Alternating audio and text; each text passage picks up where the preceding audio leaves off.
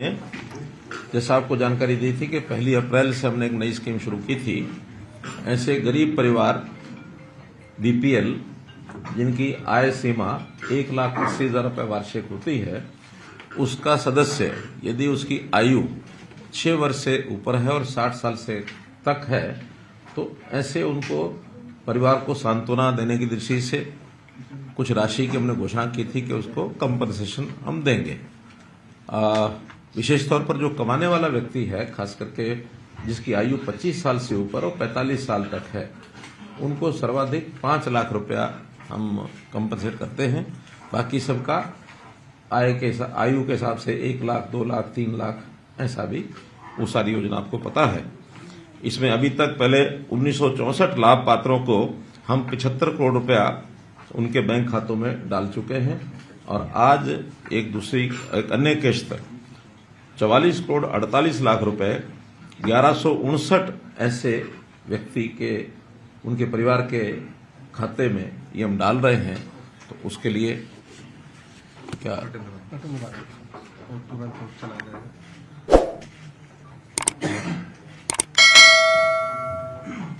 On करो भाई।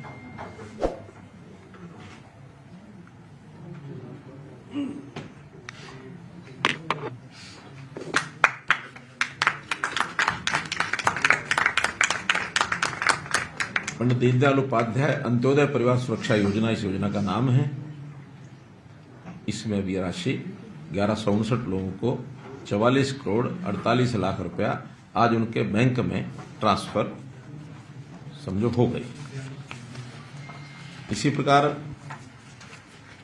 दूसरा विषय है कि अभी पिछले दिनों में जो जहरीली शराब जिसको कहना चाहिए, यमुनानगर में एक बहुत बड़ी दुर्घटना जो हुई है, उस दुर्घटना से वास्तव में बहुत एक दुखदायी घटना है वो। उसके खिलाफ भी हमने कार्रवाई की है और उस कार्रवाई में जो लोग दोषी पाए गए हैं उनके खिलाफ एफआईआर की गई, उनको जेल में डाला गया है। एक विषय तो वो है ही है, साथ में उनके जो लाइसेंस हैं L13 ये लाइसेंस रद्द कर दिया गया है।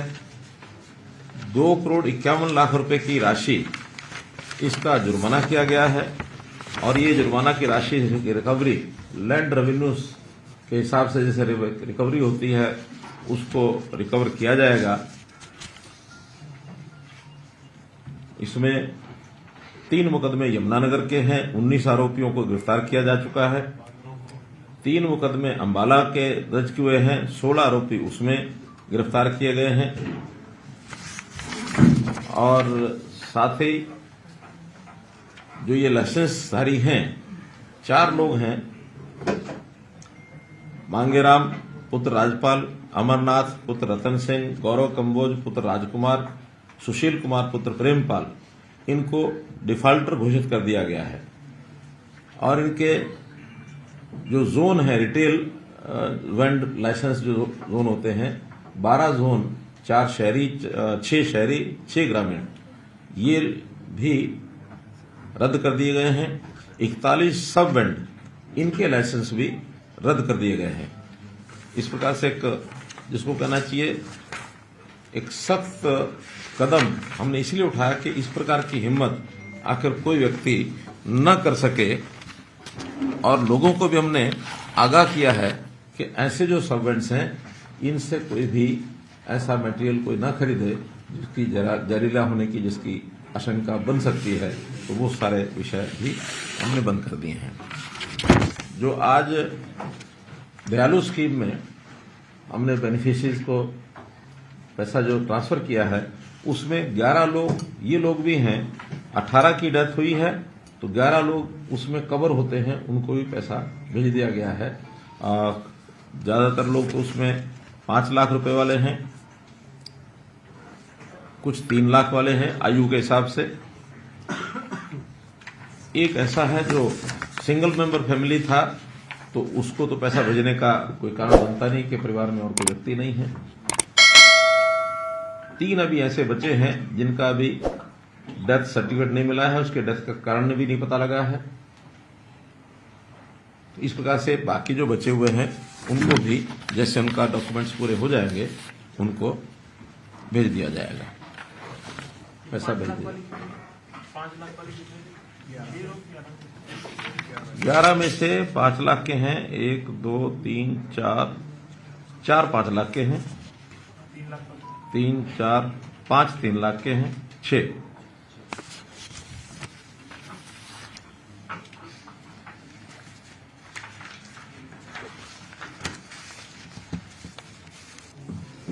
एक विषय सफाई कर्मचारियों का। सफाई कर्मचारी हमने उनके मानधन तो पीछे बढ़ाए ही हैं, एक स्कीम लागू की गई है। उस स्कीम के हिसाब से जो कर्मचारी अपने शहर को स्वच्छता के उच्च मापदंड की श्रेणी में लाएंगे, स्वच्छता जो सर्वेक्षण होता है राष्ट्रीय स्तर पर एक सूची छपती है, उसमें जो ऊपर यानी कारपोरेशन के जो 25% कारपोरेशन यानी 11 हैं तो 3 कारपोरेशन जो उसमें सर्वश्रेष्ठ आएंगे उनके कर्मचारियों को 12,000 रुपया वार्षिक प्रोत्साहन ये दिया जाएगा। और ये कुल मिला के सभी नगर निगम, नगर पालिका और नगर जो हमारे परिषद सबके 25% जो ऊपर वाले होंगे उनके कर्मचारियों को 12,000 रुपये दिया जाएगा। उसके अगले जो 25% होंगे यानी कुल 88 हैं, कितने 88 में से 25% माने 22 नगर पालिकाओं को 12,000 रुपया। अगली 22 जो नगर पालिकाएं होंगी वो अलग अलग श्रेणी के हिसाब से जैसा भी योजना होगी तो उसके हिसाब से उनको 9,000 रुपया वार्षिक प्रोत्साहन ये दिया जाएगा। और कुल मिलाकर इसमें 4 किस्तों में ये देंगे हर 3 महीने के बाद, ताकि उनको उसका लाभ लगातार मिलता रहे।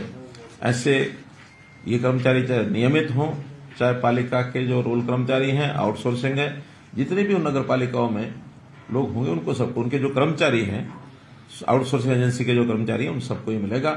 लगभग 20 करोड़ रुपया वर्ष का इसमें जो है अतिरिक्त इन कर्मचारियों को हिस्से में जाएगा।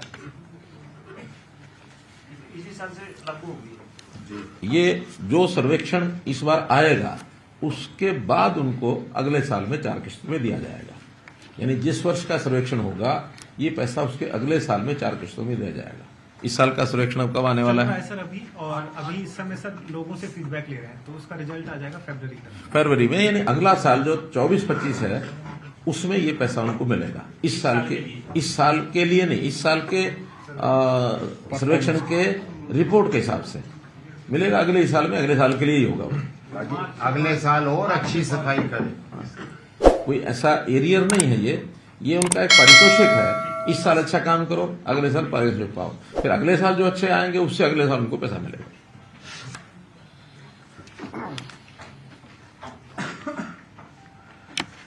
एक विषय है कोविड का।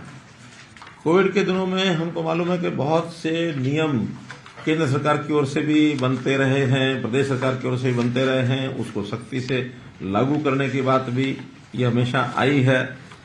तो उस समय जो लोग डिफॉल्टर थे, ऐसे डिफॉल्टर लोगों के खिलाफ कार्रवाई भी होती थी, एफआईआर भी रजिस्टर होती थी।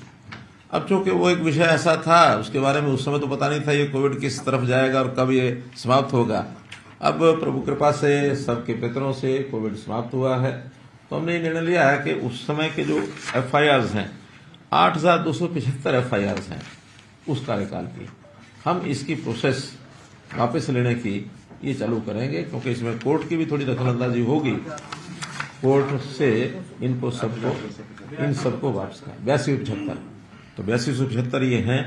और इसमें भी अगर संख्या के हिसाब से जो बड़े जिले हैं, बड़े जो जिले हैं उसमें गुरुग्राम है 1030, झज्जर 814, फरीदाबाद 765, करनाल 545, रोहतक 646। और जो लोग उस समय अरेस्ट हुए थे, बाद में उनकी सबकी जमानत हो गई है, वो अरेस्ट हुए थे 14,127 लोग।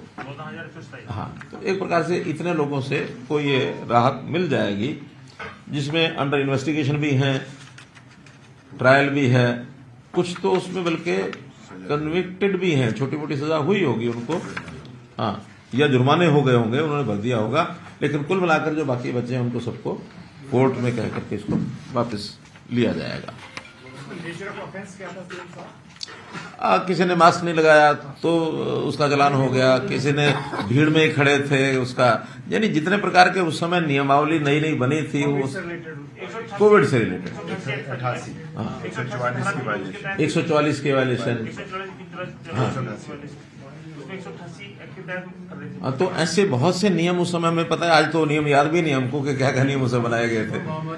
हाँ, तो महामारी का एक अलग से एक इमरजेंसी एक प्रकार से वो थी, तो उस समय लोगों को उसका पालन करना अनिवार्य था।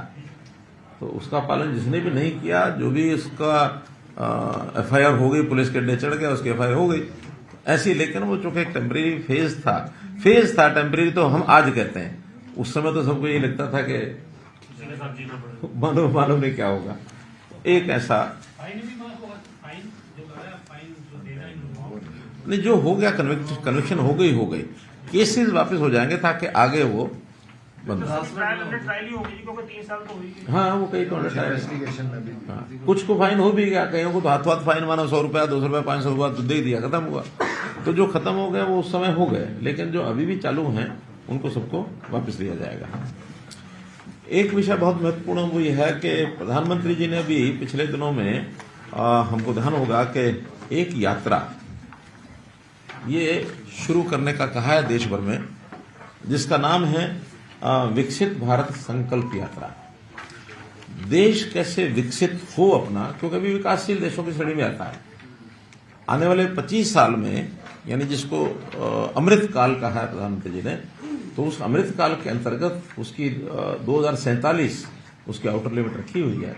2047 तक ये देश विकसित देशों की श्रेणी में आ जाए, इसके लिए पूरी तैयारियां, एडमिनिस्ट्रेशन की अपनी तैयारी है, जो जगत हमारा वाणिज्य जगत है उनकी अपनी तैयारी है, इंडस्ट्री जगत है उसकी अपनी तैयारी है, आम जनता भी उसके लिए तैयार हो। आम जनता को भी उसमें बहुत बड़ा रोल करना पड़ेगा। बहुत से बिहेवियरल चेंजेस ये जनता से अपेक्षित हैं, ताकि हम अपने देश को आगे कैसे बढ़ाएं। हर व्यक्ति देश के साथ जुड़े, इंडिया फर्स्ट इस नाम से उसके मन में एक भाव जागे। तो जनता के अंदर बहुत बड़ा अभियान लेने की योजना केंद्र सरकार ने, प्रधानमंत्री जी ने बनाई, हमारे पास भेजी है। उसमें गांव-गांव में रथ यात्रा ये जाएगी। जहां रथ पहुंचेगा वहां विभिन्न प्रकार के कार्यक्रम होंगे, साथ ही एजुकेशनल इंस्टीट्यूशन में भी कार्यक्रम होंगे। जो लोग ऐसे हैं, बुद्धिजीवी लोग जिनको कहते हैं इंटेलिजेंसिया, उनके सेमिनार होंगे, ताकि एक वातावरण ऐसा बन सके कि हमको अपने देश को आगे बढ़ाना है तो जनता उसमें सहभागी बने। आदिवासी क्षेत्र में तो ये यात्राएं 15 नवंबर से शुरू हो चुकी हैं, लेकिन बाकी देश में खास करके जो चुनाव के राज्य हैं या फिर चुनाव के राज्यों के आसपास वाले चुनाव जो राज्य जिन्होंने इसमें भागीदारी अपनी की है, हरियाणा भी इसमें आता है, तो ऐसे राज्यों को अपनी, जैसे चुनाव खत्म हो रहा है, 3 को रिजल्ट आ जाएंगे और आचार संहिता खत्म होने के बाद उनको अपना शुरू करना है। इसकी तैयारी आज से हमने शुरू की है। आज जैसे आप लोगों को बता रहे हैं, ऐसे ही इसको जनता भी करेगी, एनजीओज भी करेंगे, एजुकेशन इंस्टीट्यूशन भी करेंगे, सरकारें भी करेंगी, हर विभाग इसमें लगेगा। जो जिसकी उपलब्धि है वो सब उपलब्धियां और उसमें जनता को बताई जाएंगी, और जनता के लिए जो हमारी योजनाएं हैं उसमें बचे हुए जो काम हैं, उन कामों के नाते भी उनको सुविधाएं वहां और दी जाएंगी। इसके अंदर हरियाणा में हमने सोचा है कि 26 जनवरी तक ये कार्यक्रम चलेगा। तो मान लो 5 दिसंबर के आसपास से एक डेट ऐसे हमने रफ आइडिया उसका बनाया है, बाकी 2 दिन में हम उसकी पूरी प्रारूप बना लेंगे, लेकिन लगभग ये 25 दिन इस महीने के, 25 दिन जनवरी महीने के, तो ये 50 दिन का एक बड़ा कार्यक्रम। हम हरियाणा में ऐसा विचार करते हैं कि 5000 से लेकर के 7000 तक ऐसे कार्यक्रम होंगे।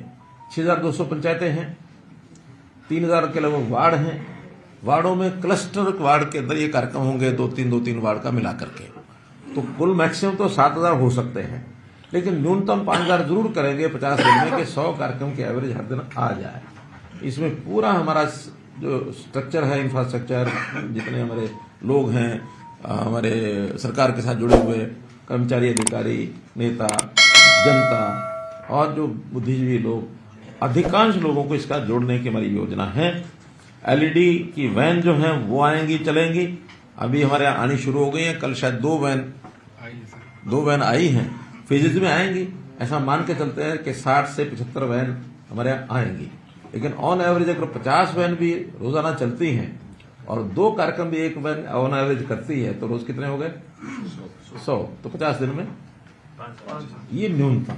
इससे ऊपर हमारी कितना संसाधन हमारे पास, यानी इंफ्रास्ट्रक्चर होगा, वैन्स कितनी होंगी, कितने कार्यक्रम बनेंगे, वो सारा जानकारियां आपको बाद में अलग से बताई जाएंगी।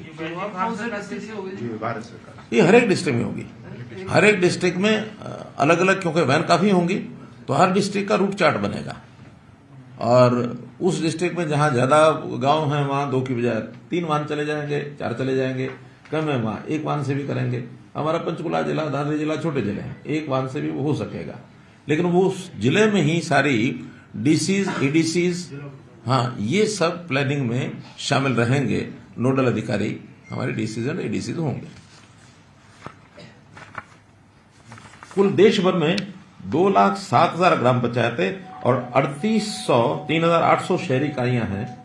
सब जगह ये कार्यक्रम होंगे। हरियाणा में जैसे उसका 6,222 और 88 नगर निकाय, ये हमारे सब स्थान हैं। इसमें जितनी भी योजनाएं केंद्र की हैं, उन सब योजनाओं को जो जिसको योजना का लाभ नहीं मिला है, तुरंत वहां एक आईटी का सारा इंफ्रास्ट्रक्चर बनेगा, कंप्यूटर वहां लगेंगे, स्टाफ वहां होगा। हर योजना का लाभ जिसको नहीं मिला उसको देने की व्यवस्था बनाई जाएगी।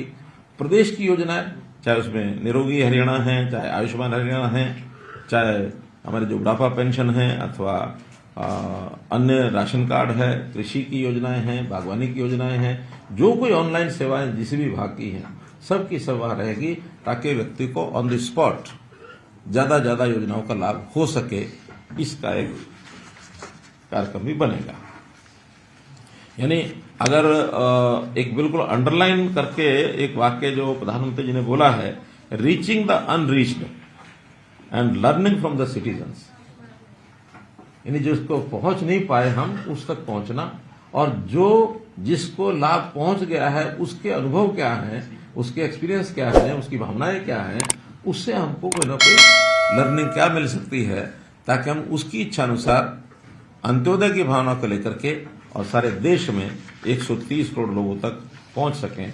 ये उसके पीछे का एक महत्व है। एक वहां प्लेज भी कराई जाएगी जनता को। उस प्लेज में भी देश को 2047 तक आत्मनिर्भर बनाना और विकसित राष्ट्र की लेवल तक लेकर जाना, इसके हिसाब से उसके प्लेज भी होगी, ताकि नागरिक जो हैं इस भूमिका में अपना कर्तव्य कैसे वो निभा सकें, इसलिए उनको प्रेरित करना, ये सब उसमें काम रहेगा। इसमें पार्टी के नाते अलग से वो लोग तैयारी हमारे कर रहे हैं, और उसकी भी जानकारी आपको कल 24 तारीख को एक मीटिंग पार्टी की जो है वो रखी गई है, वहां भी आपको जो जानकारियां होंगी वो दी जाएंगी।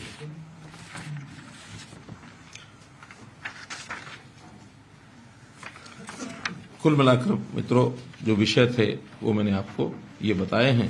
अब आपकी ओर से इन विषयों में कोई और जानकारी